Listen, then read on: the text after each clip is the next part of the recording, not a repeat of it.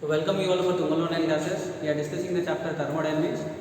So in this thermodynamics, yesterday we have discussed Joule's law and Joule's law and applications of Joule's law. So we have discussed. Today we will start. So that is first law of the zeroth law of thermodynamics. So one more point here we forgot is yesterday. So that is zeroth law of thermodynamics. What is zeroth law of TDS? Thermodynamics. I will write as TDS.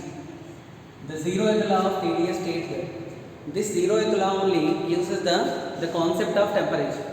So according to the zeroth law of thermodynamics, if there are three systems are there, so such that for example I will consider the systems A and B and C. So such that two systems A, so A and B are separating in thermal equilibrium with the C. What does it mean? If A is in thermal equilibrium with C, so we will come to know that temperature of A is equal to temperature of C. When B is in thermal equilibrium with C, so temperature of B will be equal to temperature of C. When TA is equal to TB, so what happens? A and C are in thermal equilibrium. Correct? So condition for thermal equilibrium. And what about when TB is equal to TC? So B and C are in thermal equilibrium.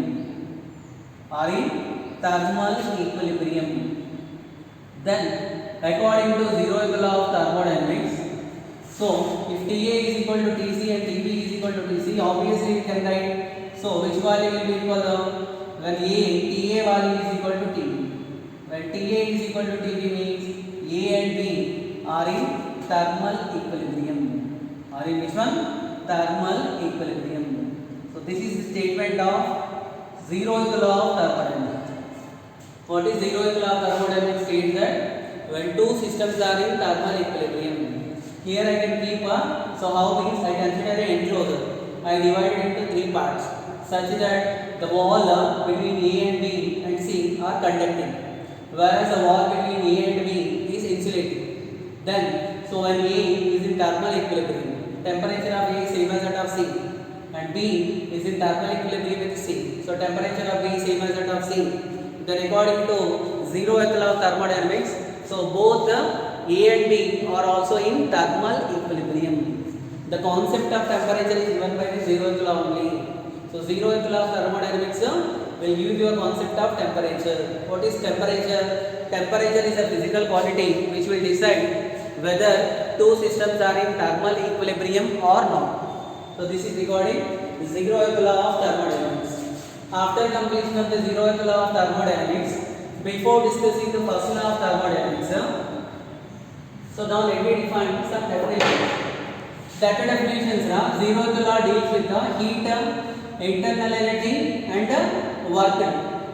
So what is heat and what is internal energy?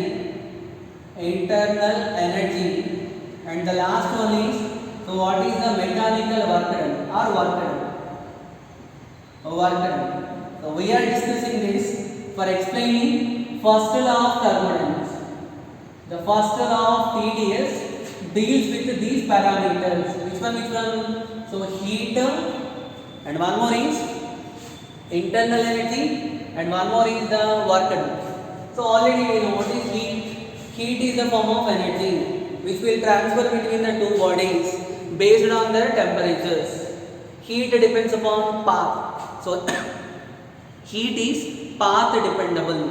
In which path heat is flowing. So that is important. So heat units, other thing Important factor here is internal energy. What is internal energy? The energy possessed by the system internally. So that energy is called as internal energy. Okay, Nana? This internal energy of a system is due to molecular motion. And molecular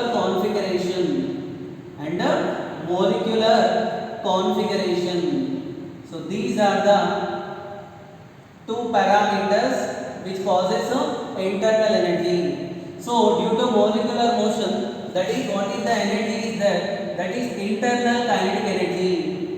The energy obtained by the molecule due to their motion, so that is molecular kinetic energy. The energy obtained due to so that the configuration it is molecular, so that is potential energy.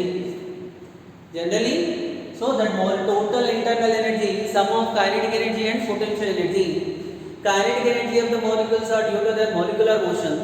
Potential energy of the molecules are due to their which one? Their molecular configuration. Then the total internal energy is the sum of kinetic energy and potential energy. Okay, na? The total internal energy is the sum of this one. So whereas when I consider for ideal gas, in case of ideal gas, there is no molecular intermolecular interaction between the molecules. Attraction will not be there. So because of this, in ideal gas, the potential energy because of the configuration is zero. The total energy is a function of only kinetic energy, and internal energy is a, so in case of ideal gas, the internal energy so depends only on the kinetic energy due to molecular motion only. The molecular configuration will not contribute any internal energy for ideal gas because the molecular, in case of ideal gas, there is no molecular interaction. So this point clear. And one more important point here is internal energy does not depend upon path. So not depends upon path. Not depends on path. It depends only on initial and final position, but it depends only on the initial state and the final state of the system. Initial and the final state of the system. Okay, Nara? If I want to calculate the change in internal energy will be given by UF minus UI, which is UF minus which one? UI. Whereas for ideal gas, the internal energy is a pure function of temperature. So in case of the gas is ideal, with increasing the temperature, so internal energy value will be increases. Okay, Nana? And so what does it mean? Whenever a body taken from path, for example, a body taken from the state A to state B, again B to E. So that process is called as cyclic process. Which process? Cyclic process. The total change in internal energy for cyclic process. Whenever a process is cyclic, so du value will be equal to 0. The total change in internal energy for this process, cyclic process, will be equal to how much? 0. Okay, Nana? This is regarding internal energy. So after completion of the internal energy, what is the next one is? So what is work done? So work done is the form of energy. Work done is the form of energy which will be transferred between the two bodies. So you take the example, I consider certain amount of gas. So that gas is filled inside a cylinder and it is fitted with a piston. So what I did is, if the piston is pulled downwards. So whenever a piston is pulled downwards, so generally there are two possibilities are there: work done by the gas or work done with the gas. If you pull the piston downwards, so that the work is done on the gas. For example, whenever heat is supplied, so gas will expand. It will pull the piston outwards. That is work done on the piston. So work may be done on the system or work may be done by the system. Derivation you studied in theory part. So we will derive the expression for work done derivation. W is equal to integration of dW, which is given by integration of P into dV. So V1 to V2. Whenever at a constant, if the pressure of the body at a pressure P, if the volume of the body changing from V1 to V2, so work done to change the volume given by Wi is equal to P into dV. This is derivation. We can derive this simply. So we can derive this by the formula work done is equal to force into displacement. Force is equal to pressure into area. If I want to calculate small work done, so pressure into area, displacement if I call dx. Whenever if I move the piston inward by a distance dx at a pressure P, by applying a pressure P, so work done given by F into S. Force is equal to pressure is equal to force by area. Force is equal to pressure into area, which is P into A into dx. So which can be also written as P into dV. This is the small work done. So to change the volume by dV, where dV is A into dx. So whenever the pressure value constant, then W value will become P into V2 minus V1. Whenever at a constant pressure, the volume of the body changing from V1 to V2, the work done value given by W is equal to P into V2 minus which one V1 value. Whenever V2 value greater than V1, V2 value greater than V1 means during expansion, so work done value will be positive. Whenever work done by the system, so volume will be increased, then work done is positive. If V2 value less than V1, so what happened to W value? W value will be negative. That is, whenever work is done on the system, so what happened to the volume? Decrease. So then work done value will be negative. So you have to remember work done by the system. And one more important point here, there we will get some differences. So in chemistry sign applications, sign conventions and physics sign convention in thermodynamics chapter. So especially when we need to take internal energy value positive. Whenever temperature increase, if internal energy increase, that increase in the internal energy we will take it as positive. Similarly in physics here we will take whenever work done by the gas, so work done by the gas, then we will take work done by the gas is positive and work done on the gas is negative. So that point you need to remember. So these three parameters, heat and work done and internal energy, is very important for studying first law of thermodynamics. Okay, Nara? Now we will see what is the statement of first law of thermodynamics. For doing numericals of this chapter, so this first law is very important. Many numerical questions can be asked based on this first law of thermodynamics. Okay, na? So what is the statement of first law of thermodynamics? Statement of first law of thermodynamics. So let us suppose dq is the amount of heat given to a system or taken to a system. First I will consider if dq amount of heat given to a system, let me consider a system. So which is certain amount of gas filled in a cylinder fitted with a piston. If dq heat is supplied to a system, that heat will be utilized in two number of ways. What is the heat given to a system will be utilized in how many number of ways? Two number of ways. First one is some part of the heat utilizes for increasing the internal energy and remaining part is utilized for doing external work. So then we can write the mathematical form dq is equal to du plus dw. Here I can also write q is equal to u plus w. If I call the small heat supplied value dq, so dq value is equal to du plus which one? dw. So this is the statement of the first law. First law states that the heat given to a system will be utilized for increasing the internal energy and doing external work. Okay, Nala? And one more important point is first law is a consequence of law of conservation of energy. Law of conservation of energy. So energy neither created nor destroyed, but energy can be transferred from one body to another body. So that is, law of conservation of, it is a consequence of law of conservation of energy. Okay, Nara? After completion of this, in order to apply this first law of thermodynamics, so we need to follow some sign convention. So what is the sign convention we will follow for this first law? So when dq value positive, so whenever heat is supplied to a system, if heat supplied to a system, then dq value positive. So when we take dq value negative, whenever heat is ejected from the system or heat is taken, better I call heat taken from the system. And similarly, so when we take dq value positive, so dq value positive, whenever u value increases, internal energy of the system increases, internal energy will be increases. Understood?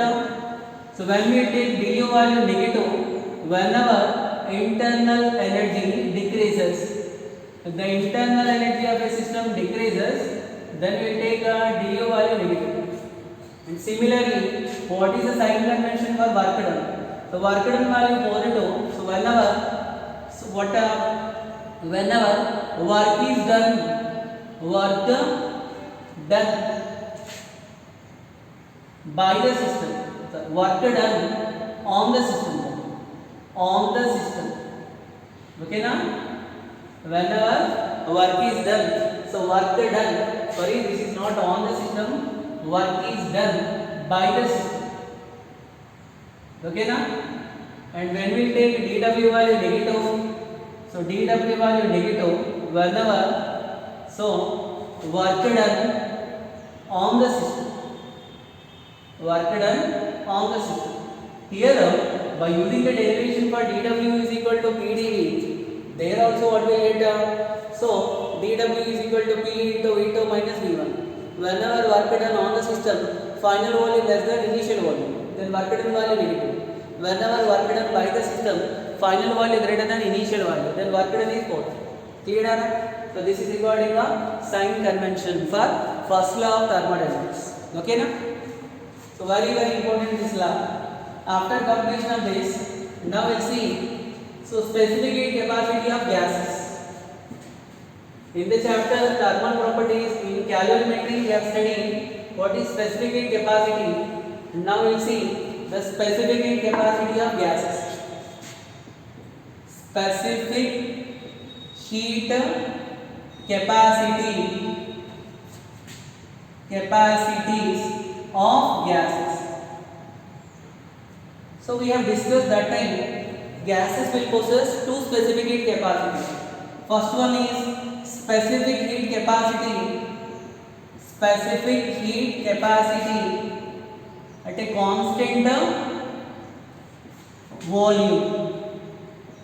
at a constant volume, which is represented by CV, small cv.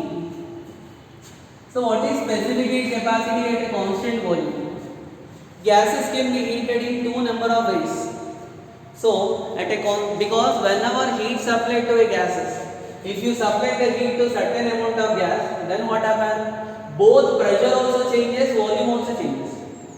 Are you getting it? Whenever if I supply the heat, so if pressure value increase, automatically what happened to volume decrease. If pressure value decrease, what happened to volume increase. So both will be changes simultaneously. But measuring both will be somewhat difficult.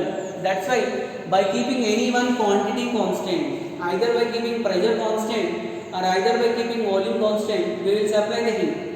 So whenever the heat is supplied at a constant pressure, so or constant volume, so that is called as specific heat capacity at a constant volume given by C. Already written the definition for specific heat. As formula 1 by m into so dq divided by d theta or dV. Can I write up? Whereas here specific heat capacity at a constant volume CV. So CV value is equal to 1 by capital M into so dqV by dt. Are you getting that? So what is dqV? dqV is the heat supplied at a constant volume. So what are we get dqV? So dqV value is equal to m into so CV into dt. This is the value of dqV, heat supplied at a constant volume. Okay, Nara? But remember, whenever here in this, so volume is constant. Whenever heat is supplied at a constant volume, so change in volume dV value is equal to 0. Change in volume means final volume minus initial volume. When dV value is 0, so what happened to dW is equal to 0. Work done value will be equal to 0. Whenever heat supplied to a gas at a constant volume, so what happened to the work done? Work done value will be equal to 0. Whenever the work done is 0, so according to first law of thermodynamics, what is first law of TDS? First law of TDS states that so dq is equal to du plus dw. Correct? Whenever if dqv, heat supplied at a constant volume, so du plus dw value will be equal to 0. So what does it mean? dqv is equal to du. If heat supplied at a constant volume utilizes only for increasing the internal energy. Whenever volume is kept constant, there is no change in, so no work done. The total heat utilizes only for increasing the internal energy. So I can write dqv value is equal to du. Understood, Anna? that is heat supplied at a constant volume. Okay now, and here one more definition is, so what is the meaning of molar?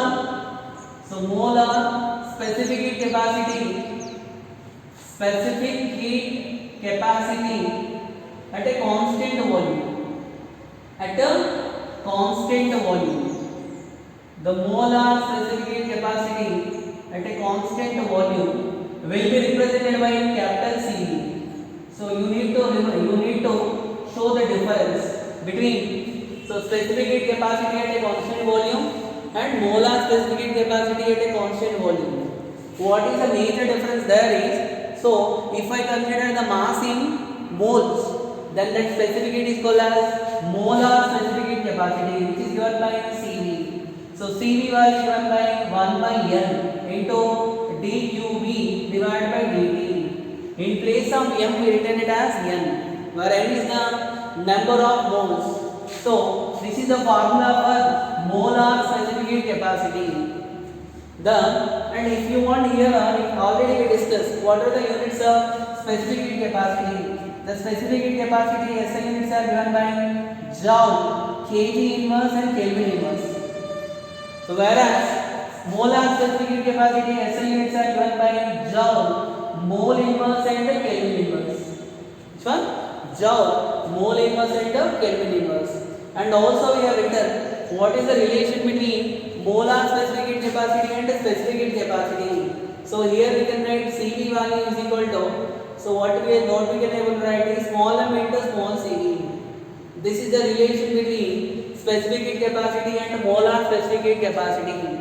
Molar specific heat capacity will be equal to mass into specific heat capacity at a constant volume. This is the relation between molar specific heat capacity and specific heat capacity CV. Okay Nana? So and here also according to the first law of thermodynamics, dQB value is equal to N into CV into dt, capital U CV. So this N into CV into dt will be equal to du. We will use this formula many times.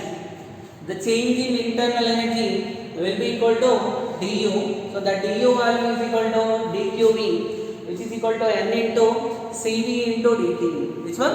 N into CV into dt. Okay. This is for molar specific heat capacity and molar specific heat capacity at a constant volume.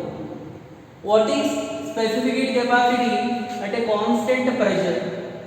Specific heat capacity at a constant pressure represented by the symbol Cp. Correct? Cp, small cp. So what is specific heat capacity at a constant pressure? Definition. Specific heat definition means the amount of heat required, heat supplied at a constant pressure for a substance of unit mass to rise its temperature by 1 unit. The substance of unit mass to rise its temperature by 1 unit at a constant pressure, how much heat is needed to supply. That heat name is called as specific heat capacity at a constant pressure. So that is represented by the symbol Cp, small cp. So here what can I write? dQp. dQp is the heat supplied at a constant pressure. So dQp by dt. From this, dQp is equal to m into Cp into dt. Units are same. SI units are given by Joule, kg inverse and Kelvin inverse. So whereas whenever the pressure is constant, so what is the first law of thermodynamics? The mathematical form of first law of thermodynamics, if the heat supplied at a constant pressure given by dQp is equal to du plus dW. Heat supplied at a constant pressure will be utilized for both the two purposes. So it also utilizes for doing external work and also increasing internal energy. Whereas the heat supplied at a constant volume, so utilizes only for what purpose? So utilizes only for increasing the internal energy. So due to that reason, heat supplied at a constant pressure greater than heat supplied at a constant volume. Whereas dQp value is m into Cp into dt. So I will write one afterwards. Here I can write so dQp value greater than which value? dQb value. Heat supplied at a constant pressure is always greater than heat supplied at a constant volume. Similarly, what is the molar specific heat at a constant pressure. The molar specific heat at a constant pressure. So that is given by capital Cp. So what is capital Cp definition? 1 by n, where n is the number of moles, into dQp by dt. Which one? dQp by dt. The SI units are given by joule, mole inverse and Kelvin inverse. So what is the value of dQp? So dQp value is equal to n into Cp into dt. Which one? n into Cp into dt. What is the relation between molar specific heat at a constant pressure and specific heat at a constant pressure? That relation given by Cp value is equal to m into small cp. If you want to calculate the molar specific heat capacity, so the specific heat capacity should be multiplied with the mass. And here we come to know that, so dQp value greater than dQb. dQp value n into Cp into dt greater than dQv value n into Cv into dt. So due to that, n value cancel, dt value cancel. So Cp value greater than which one? Cv. So generally in PV you will come to know. So why heat supplied at a constant pressure is always greater than heat supplied at a constant volume. Heat supplied at a constant pressure utilizes utilizes for both increasing the internal energy and doing external work. Whereas the heat supplied at a constant volume utilizes only for increasing the internal energy. So that's why Cp value greater than Cv. So the Cp-Cv relations are very important for us. What is the relation between the molar specific heat capacities? Relation between Cp and Cv. First I will write the relation between the small cp and the small cv. The relation between the small cp and cv given by Cp minus Cv value is equal to small r, where small r is called as, so small r is the gas constant. Which constant? It is a gas constant. So whereas if I write the capital Cp minus Cv, so that value will be equal to capital R, where capital R value is called as what? Capital R is universal gas constant. Universal gas constant, whose value given by capital R value how much? 8.314. Units are given by joule, mole inverse and Kelvin inverse. The value of capital R is very important, and this relation name is called as Mayer's relation. So what is this relation name? Mayer's relation. This relation very important for us. Cp minus Cv is equal to capital R. And similarly, there is one more relation also there, that is ratio of the specific heats. What is the ratio of molar specific heats? Molar specific heat ratio. Molar specific heat ratio. That is, the ratio of Cv by Cv will be always constant. So the constant is a gamma, where gamma called as what? A ratio of the specific heats. Okay, Nana? So Cp by Cv is equal to gamma. So there is a formula is there to calculate the gamma. So that formula I am writing. The gamma value is equal to 1 plus 2 by f. What is the gamma value? 1 plus 2 by f. Where f is called as number of degrees of freedom. So f is the number of which one? Degrees of freedom. Regarding this number of degrees of freedom, so we will come to know in the next chapter. That is in kinetic theory of gases. The number of degrees of freedom, just I am telling roughly, it will tell us the how many number of ways the system can obtain the energy. That is called as what? A number of degrees of freedom. So the number of degrees of freedom, you know this, then you can calculate the value of f. In this chapter, so compulsory what you will get, some questions are based on this number of degrees of freedom. So I will write the sum values of f for monoatomic gas. Monoatomic gas. So what is monoatomic gas? Like argon, any single atom. For this monoatomic gas, the value of f value will be equal to 3. How many number of degrees of freedom will be there? 3 degrees of freedom will be there. 3 translational degrees of freedom will be there. So I can calculate the value of gamma for monoatomic gas. So gamma value 1 plus 2 by 3, which value given by 5 divided by 3. Understood? Like for diatomic gas. Diatomic gas. For diatomic gas, so example for diatomic gas is like H2O2. For this diatomic gas, the number of degrees of freedom given by 5. So don't get confused. How to calculate the number of degrees of freedom in detail, we will come to know in kinetic theory of gases chapter. Just you remember, for monoatomic gas, the number of degrees of freedom is 3, and for the diatomic gas, the number of degrees of freedom given by 5. Then gamma value is 1 plus 2 by 5, which is 7 divided by 5. Similarly, for triatomic gas or polyatomic gas, for polyatomic, or we can also call as triatomic gas like CO2, NH3, the number of degrees of freedom is given by Fr is equal to 6. When Fr is equal to 6, gamma value is 1 plus 2 by 6, which is given by 1 plus 1 by 3. So gamma value given by 4 divided by 3. So this is what gamma value. You see the gamma value here 5 by 3, here 7 by 5, there 4 by 3. So 5 by 3 value will be approximately how much? So 1.66. Correct? Whereas the 7 by 5 value given by so 4. Whereas here you get 1.33. What does it mean? With increasing the number of atoms, what happened to the gamma value? Decreasing. Gamma value decreases with the atomicity. With increasing the number of atoms, so gamma value decreases. So this is the formula to calculate the gamma. Because by knowing gamma, we can calculate the value of Cp by Cv. So we can express the value of Cp Cv in terms of R and gamma. So we know the relation, Bayes relation, Cp minus Cv is equal to R. Cp minus Cv is equal to R, and gamma is equal to Cp divided by Cv. But remember, compulsory you have to write the capital letters only. Capital letters are indicating molar specific capacity. So Cp divided by Cv. From this Cp value, gamma into Cv.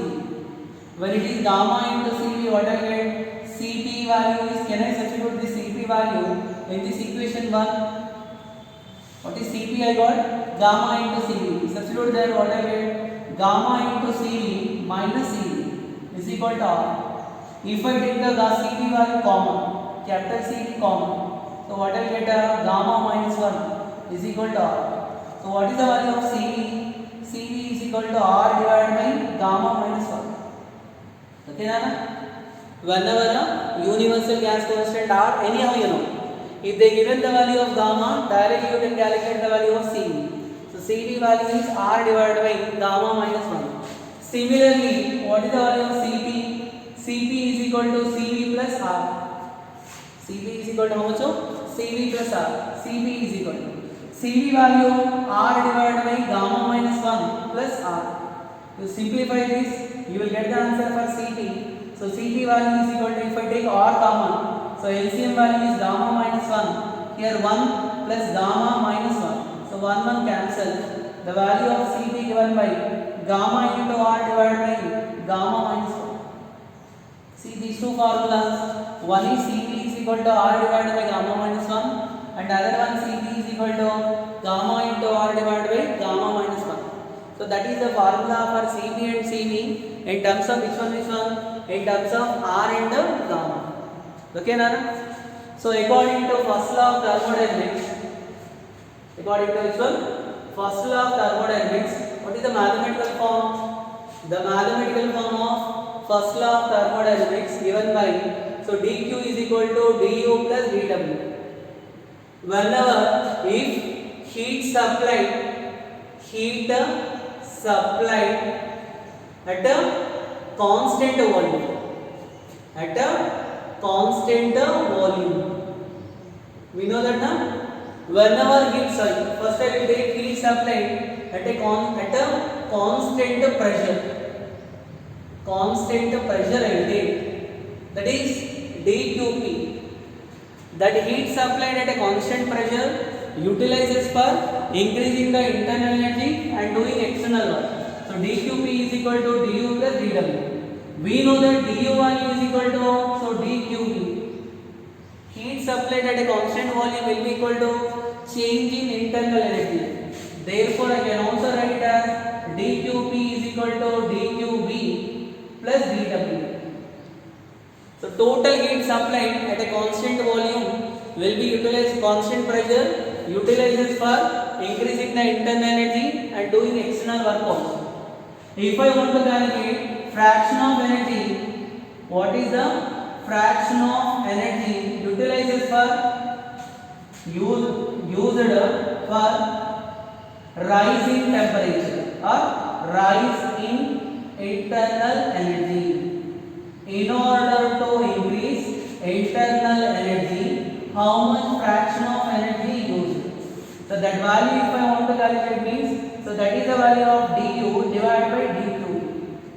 What is du can be written as? Du can be written as dqb by this one dqp. Always remember, the change in internal energy will be equal to which one? D. So du value can be written as dqb. So dqb value n into cv into dt, whereas the dqp value given by n into cv into dt. So dt dt cancel, n value cancel. What is the value of cv by cv given by? So cv by cv value is equal to, that is du divided by, so du divided by, so dqp will be equal to cv divided by cv. cv by cv is equal to gamma. cv by cv value is equal to 1 by gamma. By knowing the gamma value, so we can calculate how much fraction of energy utilizes for increasing the internal energy. Out of the total energy supplied, the fraction of energy utilizes for increasing the internal energy given by this one. Similarly, we can also calculate what is the fraction of energy utilizes for doing work. So that is dw divided by dqp will be equal to calculate this one now. How much energy from the total energy, if I subtract the energy required, so for doing increasing the internal energy, which is given by 1 minus 1 by gamma. Why it is 1 minus 1 by gamma? If 1 unit of energy is given totally now. Out of this total energy, the fraction of energy utilizes for increasing the internal energy value 1 by gamma.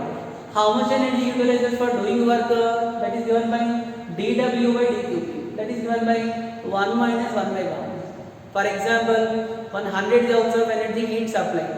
So 20 joules are utilizing for rising the internal energy. How many joules will be utilized for doing work? That is given by, so 100 minus 20. Here also we get 1 minus how much of 1 by gamma. Are you getting that? So these all relations are very important, especially while calculating while doing of numericals.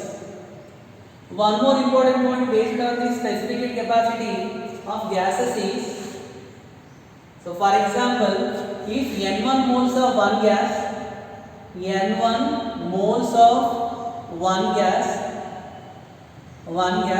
is mixed with n2 moles of another gas, then I want to calculate what is the specific heat capacity at a constant pressure and specific heat capacity at a constant volume of the mixture. So these both are mixed. When these both are mixed, so then what happens? According to this, the total heat of the mixture, so will be equal to the total heat of individual quantities, dq1 plus dq. So what is dq mix can be written as? So n1 plus n2. Total number of moles are given by n1 plus n2 into, so this is cv mix into dt. Let me consider the temperatures are same. The temperature of the first gas and second gas same. And the temperature of the mixture that is of dt, which is given by dq1 value. So n1 into cv1. Can I call the first gas the specific heat cv1? Molar specific heat at a constant volume is cv1 and second gas is cv. So what can I write? n1 cv1 into dt plus n2 into CV2 into heat. Can I write down? For example, here heat is supplied at a constant volume. So dt term is cancelled in all of them. Then what will get the answer for CV mix? The formula for the CV mix is given by, so N1 CV1 plus N2 into CV2. So divided by how much? Divided by, so N1 plus N2. So this is the formula to calculate the specific heat capacity of mixture. Molar specific heat capacity of mixture. Whenever N1 moles of one gas having molar specific heat capacity CV1 is mixed with the N2 moles of another gas having specific heat capacity at a constant volume is CV2, then what is the specific heat capacity of the mixture of gas? CV mix value given by N1 CV1 plus N2 CV2 by N1 plus N2. Similarly, I can also write the formula for the molar specific heat capacity at a constant pressure for the mixture of gas. CV mix value given by N1 CP1 plus N2 CP2 divided by, so N1 plus N2. So these two formulas also needed. These two formulas we will derive based on, so energy neither created nor destroyed. Total heat is not destroyed. So that is heat before mixing is equal to heat after mixing. Then by using this. So these two formulas are equal. Okay na? And this is for today class. The last one more topic is there for us, that is different thermodynamic process and heat equation. That two parts will continue next class, tomorrow class. Then we will start the new class. Okay na? Thank you.